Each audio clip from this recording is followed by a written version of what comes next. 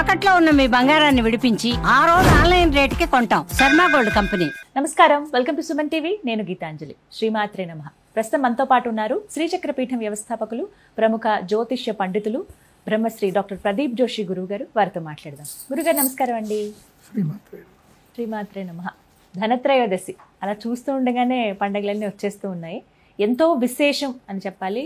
మీరు మరీ ముఖ్యంగా ప్రతి ఏడు కూడా కొన్ని తిథులు ఉంటాయి ప్రత్యేకంగా, అందులో ధనత్రయోదశి కూడా ఒకటి చాలా విశేషంగా జరుగుతుంది పీఠంలో పూజ కార్యక్రమాలు. విశిష్టత మాట్లాడుకుందాం. అలాగే పీఠంలో జరిగేటువంటి కార్యక్రమాలు, ఎవరెవరు ఈసారి ఏ విధంగా రావచ్చు, ఎటువంటి కార్యక్రమాలు చేస్తున్నారు అనేది వివరించండి. శ్రీ గురుభ్యో నమః.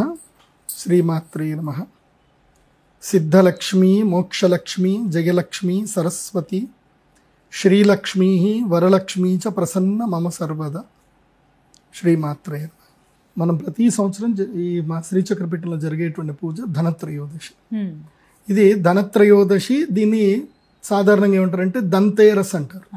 దంతేరస్ వాస్తవంగా ధన్వంతరి జయంతి. ధన్వంతరి ఈ రోజు అమృతం తీసుకొని ఉద్భవించారు కాబట్టి దీన్ని దంతేరస్ అని కూడా అంటారు. ధన్వంతరి జయంతి వాస్తవంగా చెప్పాలంటే ధనత్రయోదశి అంటే ధన్వంతరి జయంతి, అంటే దేవతలకి అమృతము దొరికినటువంటి కాలము. అంటే దేవతల యొక్క అల్టిమేట్ టార్గెట్ ఏంది? జీవితంలో వాళ్ళకి కావాల్సింది, వాళ్ళకి దైవత్వం ఎప్పుడు వచ్చింది అంటే అమృతం తీసుకోవడం. అమృతం ఎవరు తెచ్చిచ్చారు అంటే ధన్వంతరి తెచ్చిచ్చాడు. ఎప్పుడు తెచ్చిచ్చాడు అంటే ఈ రోజే ధన్వంతరి ఉద్భవం జరిగింది. ఆ ధన్వంతరి అమృతాన్ని దేవతలకు ఇవ్వడం జరిగింది కాబట్టి దీన్ని అమృత కాలము అంటారు. ఇక అమృత కాలం అంటే మనకు ప్రతిరోజు అమృత గడియలన్నీ వస్తాయి, కానీ ఇది ప్రధానంగా అమృత కాలము. ఇది మనం స్మరించుకోవాల్సింది శ్రేష్టమైన ముహూర్తం. సంవత్సరం మొత్తం మీద వచ్చే ఒక అద్భుతమైన ముహూర్తంలో ఇది ఒకటి. నేను ఎప్పుడు చెప్తా ఉంటాను, ప్రతి సంవత్సరం 3 దివ్య ముహూర్తాలు ఉంటాయి. అదేమిటంటే ధనత్రయోదశి, వసంత పంచమి, అక్షయ తృతీయ. సో ముగ్గురు దేవతలకి, సరస్వతి ప్రధానంగా వసంత పంచమి, లక్ష్మీ ప్రధానంగా అక్షయ తృతీయ, అదేవిధంగా త్రిమూర్త్యాత్మకంగా అంటే ఆ మహాశక్తి అమ్మవారి యొక్క త్రిమూర్త్యాత్మక శక్తి ఏంటంటే ధనత్రయోదశి. అంటే ముగ్గురమ్మల మూల శక్తి మహాలక్ష్మి, మహాకాళి, మహాసరస్వతి 3 శక్తులు ఇక్కడనే ఉంటాయి. ముఖ్యంగా మహాకాళి, అదేవిధంగా మహాలక్ష్మి. విజయదశమి మహాకాళిని మనం పూజ చేసుకుంటాము. అయితే ముగ్గురమ్మల మూల పుటమ్మ కలిసి వచ్చేసి ఇదే ధనత్రయోదశి. ఆ రోజే అమృతత్వ సిద్ధి కలుగుతుంది. దేవతలకి అమృతము ఇదే త్రయోదశి రోజున సింహలగ్నములో దేవతలకి అది లభించింది, అమృతం లభించింది. కాబట్టి ధనత్రయోదశి రోజున సింహలగ్నంలో హవిస్సు నివేదన చేయాలి అనేది చాలా పూర్వకాలం నుంచి ఉంది. ఇప్పటికీ మీరు మార్వాడీస్ వాళ్ళ ఇంటికి వెళ్ళండి, సాంప్రదాయము కొంతమంది కాపాడుకున్నారు, కొంతమంది కాపాడుకోలేదు. మార్వాడీస్ అయితే కాపాడుకున్నారు. జైన్స్, మార్వాడీసు, రాజస్థానీసు కొంతమంది ఈ సాంప్రదాయాన్ని కాపాడుకుంటూ వచ్చారు. కొంతమంది రాజులు కూడా కాపాడుకుంటూ వచ్చారు, కాకపోతే చాలా మంది చెప్పలేదు. ఈ సాంప్రదాయం ఏంటంటే చాలా కుటుంబాల్లో ఉంటుంది. మీరు ప్రధానంగా వ్యాపారాలు, పెద్ద పెద్ద ఇండస్ట్రీస్ ఎవరి దగ్గరికి రండి, ధనత్రయోదశి రోజు మా ఇంటికి రండి, భోజనంకి రండి అంటే ఎవరు రావని చెప్తారు. మీ ఇంటికి వస్తారంటే రావద్దని చెప్తారు. ధనత్రయోదశి రోజు ఎవరు మా ఇంటికి రావద్దని చెప్తారు. దీపావళికి రండి, మీరు ధనత్రయోదశి మా ఇంటికి రావద్దు అంటారు. ధనత్రయోదశి ఏంటంటే గుప్త పూజ. అమ్మవారికి హవిస్సు నివేదన చేయవలసిన సమయం అదే. ఇది ఎవరికీ చెప్పకూడదు. ఒకవేళ దేవాలయంలో వచ్చైనా పూజ చేసుకోవాలి, లేదంటే నీ ఇంట్లో పూజ చేసుకుంటున్నావు, రహస్యంగా చేసుకోవాలి. నీ పిల్లలకి ఊహ తెలిసిన తర్వాత, వాళ్ళకి మెచ్యూరిటీ వచ్చిన తర్వాత వాళ్ళకి చెప్పాలి, ఇంట్లో మనం ధనత్రయోదశి రోజు ఈ పూజ చేస్తున్నాము, ఇది ఎవరికి చెప్పొద్దు, మన ఇంట్లో రహస్యం ఇది అని చెప్పి. అంటే పూర్వకాలంలో అందరూ తమ తమ ఇళ్లలో నిధులు పెట్టుకునేటువంటి వాళ్ళు. ఇప్పుడంటే లాకర్లు ఉన్నాయి, అన్నీ ఉన్నాయి, కానీ పూర్వకాలం అట్లా కాదు కదా. నిధులు ఉండేవి ఇంట్లో. చిన్నగా రహస్యంగా ఒక నీలమాళిగలు తీసి వాళ్ళు గుప్త నిధులు పెట్టుకునేటువంటి వాళ్ళు. ఎంత గుప్త నిధి పెట్టుకున్నా సంవత్సరానికి ఒకసారి సెర్చ్ చేసుకోవాలి కదా. అంటే ఈ ధనత్రయోదశి రోజు వెళ్ళి గుప్త నిధి తీసి గుప్త నిధికి పూజ చేసుకొని, ఇంకా ఏదైనా బంగారం కలెక్ట్ చేసుకుంటే ఆ బంగారం దాంట్లో దాచుకొని, లేదా ఏమైనా బంగారం అవసరం ఉన్నా ఆ రోజు బంగారం దాంట్లో తీసుకొని, మళ్ళీ లెక్కపత్రం పోయిన సంవత్సరంకి ఎంత వచ్చింది, ఈ సంవత్సరం ఎంత వచ్చింది, లెక్కపత్రం మొత్తం రాసుకొని మళ్ళీ మూసేసి బంధనం చేసి మళ్ళీ పెట్టుకునేవాళ్ళు పూర్వకాలం. ఇప్పటికీ ఆ సంప్రదాయం పాటిస్తున్న వాళ్ళు చాలా మంది ఉన్నారు, కాకపోతే అది రహస్యంగా ఉంటుంది, ఎవరు చెప్పకూడదు కూడా. ఇప్పుడు నా ఇంట్లో జరుగుతున్నా నేను చెప్పకూడదు. మా ఇంట్లో ధనత్రయోదశికి సంబంధించిన పూజ రహస్య పూజ జరుగుతుండే. మా ఇంట్లో ఇది జరుగుతుందన్న విషయం నాకు కూడా తెలియదు. మా నాన్న రహస్యంగా చేసుకుంటుండే, మాకెవ్వరికి చెప్పకపోతుండే. నాకు ఊహ తెలిసిన తర్వాత నాకు అర్హత వచ్చింది అన్నప్పుడు మాత్రం మా నాన్న మా ఇంట్లో రహస్య గ్రంథం ఒకటి ఉండే. ఆ రహస్య గ్రంథము సమితా గ్రంథాన్ని నాకు ఇచ్చి, రహస్యమైన వనస్పతి ఉంటుంది, ఆ వనస్పతి నాకు ఇచ్చి, నా వారసత్వం నీకే ఇస్తున్నాను, ఇది నీకు నువ్వు అర్హత పొందావు కాబట్టి నీకు ఇస్తున్నా అని చెప్పి నాకు ఇచ్చి, నువ్వు అర్హత ఎవరికైతే ఉందో వాళ్ళకి ఇవ్వాలి, అర్హత వచ్చేంత వరకు ఇవ్వకూడదు, అప్పటిదాకా ప్రతి ధనత్రయోదశికి పూజ చేసుకో అని చెప్పి నాకు మా నాన్నగారు ఇచ్చారు. ఎందుకోసమంటే ఆయన యొక్క జ్ఞానాన్ని వారసత్వాన్ని నేను తీసుకున్నా కాబట్టి. ఇంకోటి ఏంటంటే జ్ఞానము వారసత్వము సంపదే కాదు, వాళ్ళ యొక్క అభిష్టాలు, అదేవిధంగా వాళ్ళు ఏదైతే చేసినటువంటి పుణ్యకార్యాలని నువ్వు కూడా కంటిన్యూ చేయాలి. ఇప్పుడు మా నాన్నగారు గుడి కట్టారు, నేను ఆ గుడిని పూర్తిగా అభివృద్ధి చేశా. గుడి కట్టాడు కదా నాకు సంబంధం లేదు అని నేను వదిలేయలేదు, ఆయన చనిపోయారని. సో అది కంటిన్యూ చేసాం. సో ఆ లెజెన్సీ కంటిన్యూ చేసేది ఉంటేనే వాళ్ళకి చెప్పాలి. అందుకే ధనత్రయోదశి గుప్త పూజ అంటారు, ఇది గుప్త ధన పూజ అంటారు. కాబట్టి గుప్త ధన పూజలు ఎవరైనా ఉంటే చేసుకోవాలి. దానికి ప్రధానంగా ఏంటంటే సింహలగ్నంలో చేయాలి. సో ఎవరైనా ధనత్రయోదశి రోజు మా శ్రీచక్ర పీఠం వచ్చారు అంటే వాళ్ళకి తెలియదు ఈ గుప్తధనము, ఈ యంత్ర పూజ ఏం తెలియదు. శ్రీచక్ర పీఠంలో పూజ చేసుకొని మళ్ళీ ధనత్రయోదశికి వచ్చి శ్రీచక్ర పీఠంలో అయినా పూజ చేసుకోవాలి. లేదంటే శ్రీచక్ర పీఠంలో పూజ చేసుకుంటే మీ ఇంటికి వెళ్ళి దీపావళి రోజైనా పూజ చేయాలి. సో ఇవన్నీ పర్వదినాలే, ధనత్రయోదశి, దీపావళి రోజు లక్ష్మీ పూజ చేసుకోవాలి. సో దీపావళి చేసే లక్ష్మీ పూజ బంధువు మిత్రులందరినీ పిలిచి బహిరంగంగా చేసుకోవాలి, కానీ రహస్యంగా చేసే పూజ మాత్రం ధనత్రయోదశి. అందుకే ఈ ఒకటి తమ జీవితములో ధనయోగం లేదు, బాధలున్నాయి, అప్పులున్నాయి, కష్టాలున్నాయి, ఎంత వ్యాపారం ఎంత చేస్తున్నా రుణం తీరట్లేదు, అప్పులు తీరట్లేదు, వ్యాపారంలో లాభాలు రావట్లేదు అని ఉన్నటువంటి వాళ్ళకు మాత్రమే ఈ ధనత్రయోదశి రోజు మా శ్రీచక్ర పీఠానికి మేము ఇన్వైట్ చేస్తాం. అంటే నీకు వ్యాపారం ఉంటేనే రావాలి, లేదా నువ్వు వ్యాపారం చేసే ఉద్దేశం ఉంటే రావాలి. జీవితంలో బాగుపడడానికి నువ్వు నీ యొక్క సహాయశక్తులా నువ్వు 100% కష్టపడడానికే రావాలి. అలా ఉంటే అమ్మ నిన్ను అనుగ్రహిస్తుంది. దీనికి ఎన్నో ఎగ్జాంపుల్స్ ఉన్నాయి. మీరు మా శ్రీచక్ర పీఠం రండి, ఎంతమందినైనా ఎవరినైనా కదిపి అడగండి. మీరు లాస్ట్ ఇయర్ వచ్చారు కదా, ఈ సంవత్సరంకి లాస్ట్ ఇయర్కి మీకు ఏమైనా తేడా ఉందంటే అందరూ చెప్తారు, వాళ్ళ యొక్క సక్సెస్ స్టోరీలు అని చెప్తారు. నాకేందంటే సెల్ఫ్ డబ్బాలు కొట్టుకోవడం ఇష్టం ఉండదు కాబట్టి నేను ఏవి కూడా ప్రమోట్ చేయను. ఎందుకోసమంటే ప్రజలకి ఏంటంటే, భక్తులకి ఏంటంటే వాళ్ళకి జరిగిందని ఎవరికి చెప్తే అందరి దృష్టి పడి మళ్ళీ పోతుందేమో అని భయం, దిష్టి తగిలి పోతుందేమో అని భయం. అందుకోసం ఎవరు చెప్పుకోరు, మీడియాలో చెప్పారు. మెయిన్ ఏంటంటే అందరికీ మీడియాలో రావడం ఇష్టం ఉండదు కదా, సో చెప్పుకోరు. కానీ మీరు అక్కడికి వచ్చి మీరు సెల్ఫ్ ఎక్స్పీరియన్స్ చేయాల్సిందే. ఎందుకోసమంటే ఇది మనము ఫీడ్బ్యాక్ తీసుకొని చేయాల్సింది కాదు, నువ్వు నమ్మకం తీసుకొని చేయాల్సింది ధనత్రయోదశి రోజు. సో ఈ ధనత్రయోదశి అక్టోబర్ 18వ తారీఖు వస్తుంది. ఎవరెవరు దీనికి రావాలి అని అంటే వ్యాపారం చేయాలి అని అనుకున్న వాళ్ళే రావాలి. ఏంటి వ్యాపారం, ఉద్యోగం అనుకుంటావా, ఉద్యోగంలో ఉన్నతికి కావాలంటే రా, కానీ నన్ను ఇన్సల్ట్ చేయదు, నన్ను అడగకూడదు. గురూజీ నాకు ఉద్యోగంలో ప్రమోషన్ రాలేదని నన్ను అడగకూడదు. కాకపోతే నేను ఒక గ్యారంటీ ఇస్తా, ఉద్యోగం చేసే వ్యక్తి నీ ఉద్యోగంలో గొప్పగా రావాలనుకొని నువ్వు వచ్చి ఇక్కడ యాగం చేస్తే నీ వల్ల కంపెనీకి లాభం కలుగుతుంది. మీ ఓనర్ నీకు డబ్బులు ఇస్తాడు లేదో నాకు తెలియదు. ఎందుకోసం అంటే నీ ఓనర్కి డబ్బులు అందరూ ఓనర్లు మా సుమన్ సార్ లాగా ఉండరు. మా సుమన్ సార్ ఏంటంటే డబ్బులు సంపాదించుకున్నా ఆయన అందరికి పంచి పెడతాడు, అందరూ అట్లా ఉండరు కదా. కాబట్టి ఏంటంటే ఇప్పుడు ఈ ధనత్రయోదశి, ఇప్పుడు సుమన్ ఛానల్ మేము 2018 అప్పుడు నేను ఎంటర్ అయ్యాను. అప్పటి నుంచి మేము ధనత్రయోదశి యాగాలు ప్రమోట్ చేస్తూనే ఉన్నారు. మా సుమన్ ఛానల్ అందరికి బెంజ్ కార్లు వచ్చాయి, తర్వాత అపార్ట్మెంట్లు వచ్చాయి, సార్ అందరికి ఇస్తున్నారు. సో అందరికి మంచి జరిగింది, అందరికి ఇస్తున్నారు. అలాగే మీ ఓనర్ మీకు పంచుతాడా, అయితే మీరు వచ్చి చేసుకోండి. మీ ఓనర్ పంచేటోడు కాదా, నీ గురించి నువ్వు చేసుకో. చెప్పా కదా, మొన్న ఒకతను పిల్లాడు వచ్చాడు, చిక్బల్లాపూర్ నుంచి వచ్చాడు, వచ్చి ధనత్రయోదశి రోజు వచ్చి యాగం చేసుకొని వనస్పతి తీసుకొని వెళ్ళాడు.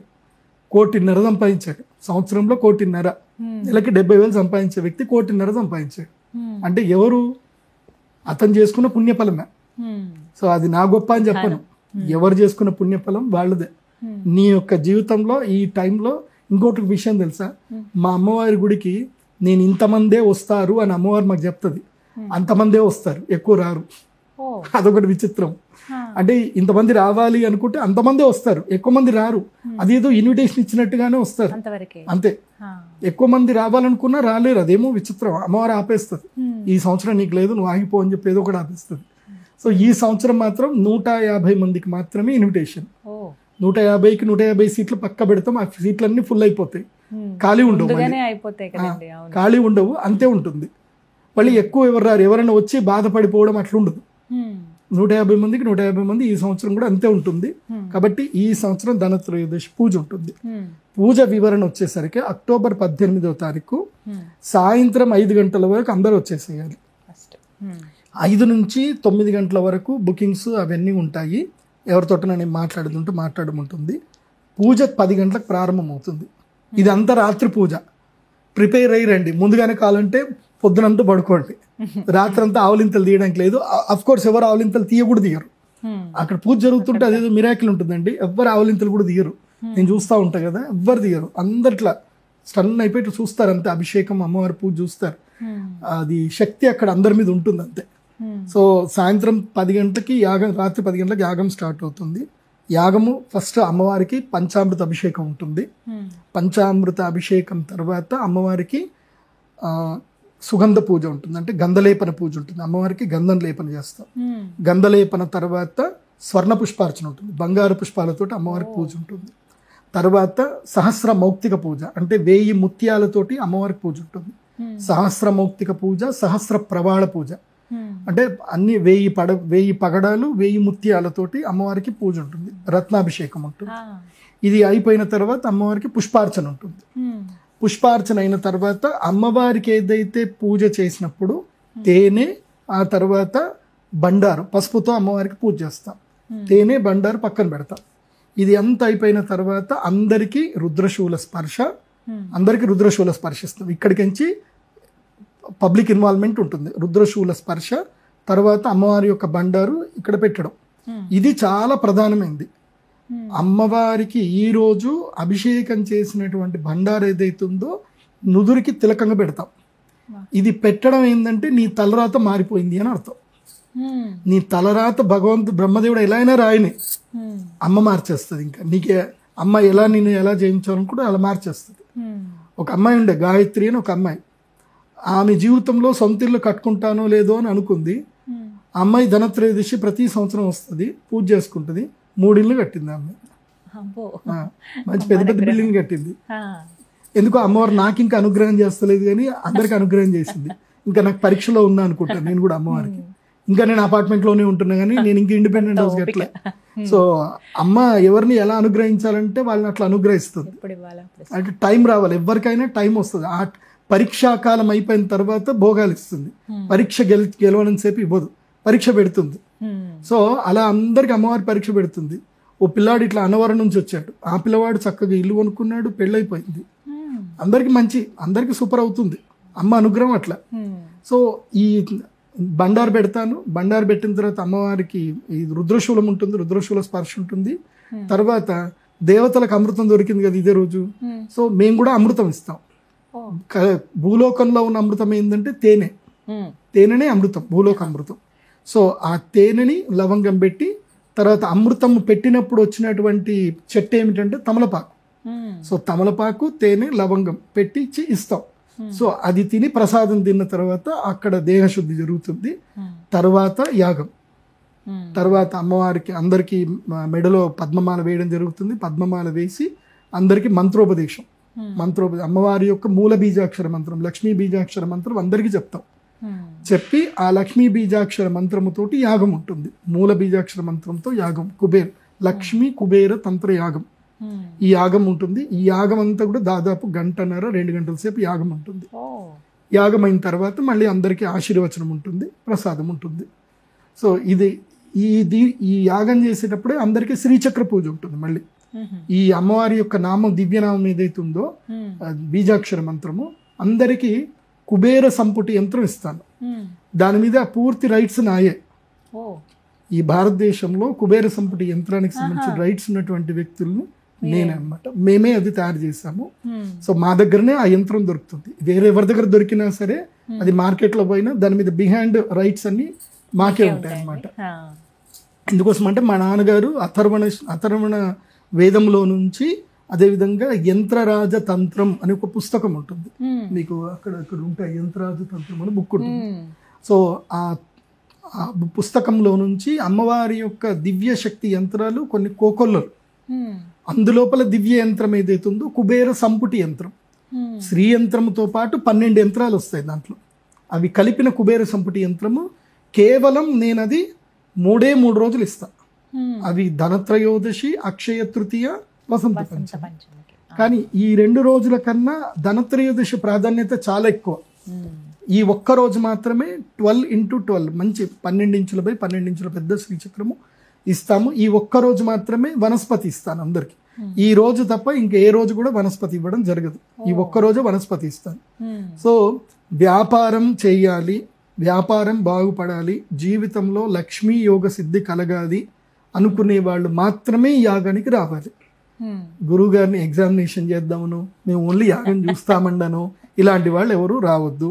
అండ్ నాతోటి మాట్లాడదాం అనుకున్నట్టు కూడా వచ్చినా వేస్ట్. ఎందుకోసం అంటే నా కన్సల్టేషన్ ఫీజు 30,000 ఉంటుంది. కన్సల్టేషన్ ఫీజు కడితేనే జాతకం చూస్తాను, లేకపోతే జాతకం చూడను. ఎందుకోసం అంటే నేను ఒక మహత్తర కార్యక్రమం చేస్తున్నా కాబట్టి, ఆ కార్యక్రమానికి నేను ఆర్థికంగా బలంగా ఉండాలి కాబట్టి నేను తప్పకుండా ఫీజు తీసుకొని జాతకం చెప్తాను, ఫ్రీగా ఎవరికి చెప్పను. మీరు వచ్చి అక్కడ యజ్ఞం దగ్గర కూర్చొని ధ్యానం చేసుకుంటానంటే ధ్యానం చేసుకోండి, ప్రసాదం ఇస్తాం, తీసుకొని వెళ్ళండి. ప్రసాదం అందరికీ ఫ్రీగానే ఉంటుంది, రుద్రశూల స్పర్శ అందరికీ ఫ్రీగానే ఉంటుంది. సో అందరూ యాగానికి వచ్చి యాగం చేసుకొని అమ్మ ప్రసాదం తీసుకొని వెళ్ళండి.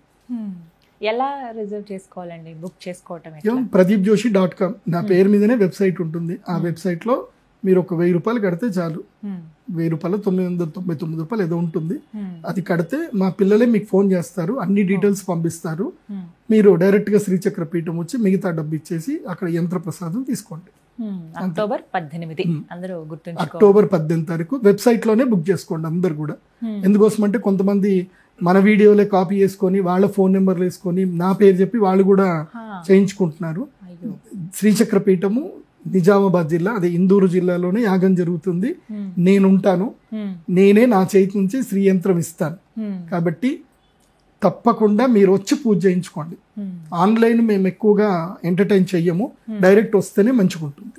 గురుగారు మరొక సందేహం అండి, ఇప్పుడు ముందు సంవత్సరం పూజ చేసుకున్న వాళ్ళు, ఇలా ధనత్రయోదశికి వచ్చిన వాళ్ళు సాధకులు ఉంటారు కొంతమంది, వారు మళ్ళీ 7 రావచ్చా, లేకపోతే వాళ్ళకి ఏమన్నా నిబంధనలు? ఇప్పుడు ఎవరికైతే మేము యంత్రాలు ఇచ్చామో వాళ్ళు ఆ యంత్రాలు నీట్ గా క్లీన్ చేసుకొని ఆ యంత్రాలు తీసుకొని మళ్ళీ రావాలి, వచ్చి యాగం చేసుకోవచ్చు. అయితే వీళ్ళకి వేరే ప్రైజ్ ఉంటుంది. వీళ్ళకి జస్ట్ 11,000 16,000 ప్రైజ్ ఉంటుంది. అవి ప్రైజ్ కట్టేసుకొని మీరు యాగం చేసుకోవచ్చు.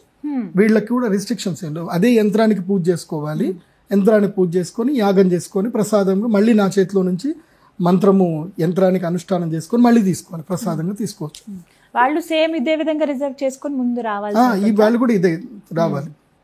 వాళ్ళు కూడా సేమ్ ఏదైతే రిజర్వేషన్ బుకింగ్ ఏదైతే ఉంటుందో బుకింగ్ అమౌంట్ కడితే మా పిల్లలు ఫోన్ చేసి వాళ్ళు ఫుల్ పూజన లేకపోతే మళ్ళీ రీపూజన దాంట్లో ఉంటుంది ఆప్షన్, వెబ్సైట్ లో ఉంటుంది. ఆ సెలెక్ట్ చేసుకొని అక్కడ అడ్వాన్స్ పే చేస్తే చాలా, అంతే. అసలు అందులో పాల్గొనాలని అంటే ప్రత్యక్షంగా ఉండాల్సిందే. అంతే, తప్పకుండా రావాలి, వచ్చి చేయించుకోండి. ఆ వైబ్ మీరు అనుభవిస్తే తప్ప మీకు అది తెలీదు, అది మీరు అనుభవించాలి, అంతే. చాలా బాగుంటుంది. చెప్తూ ప్రతి సంవత్సరం ఇలా విశేషంగా జరుగుతుందండి. ఈ రోజున అక్టోబర్ 18 అందరూ గుర్తుంచుకోండి. ముందుగానే వెబ్సైట్లో ఈ బుకింగ్స్ అనేవి ఓపెన్ ఉంటాయి, మీరు చూసిన వెంటనే చేసుకుంటే కనుక, ఎందుకంటే 150 మందికి అవకాశం కాబట్టి త్వరపడండి. ఇది ఒక అద్భుతమైన ఒక బంగారం లాంటి ఛాన్స్ అనమాట, అదొకటే చెప్పగలను. వ్యాపారాలు చేసుకుందాం అనుకునే వాళ్ళు, మరీ ముఖ్యంగా వ్యాపారాల్లో ఇబ్బందులు ఉన్నాయండి, ఎన్నో ఒడిదుడుకులు ఉన్నాయి, గట్టెక్కలేకపోతున్నాం అనుకున్న వాళ్ళకైతే ఎంతో అరుదైన అవకాశం ఇది. గురుగారి ద్వారా ఇది గొప్ప అవకాశంగా భావించి నిజామాబాద్లో ఉన్నటువంటి శ్రీచక్ర పీఠానికి వెళ్ళండి. అడ్రస్ క్లియర్గా నేను స్క్రీన్ పైన డిస్ప్లే చేస్తాను, నెంబర్ కూడా అందిస్తూ ఉన్నాను, ముందుకు కాల్ చేసి మీరు రిజర్వ్ చేసుకోవచ్చు. చాలా సంతోషం గురుగారు, ధన్యవాదాలండి. శ్రీమాత్రే.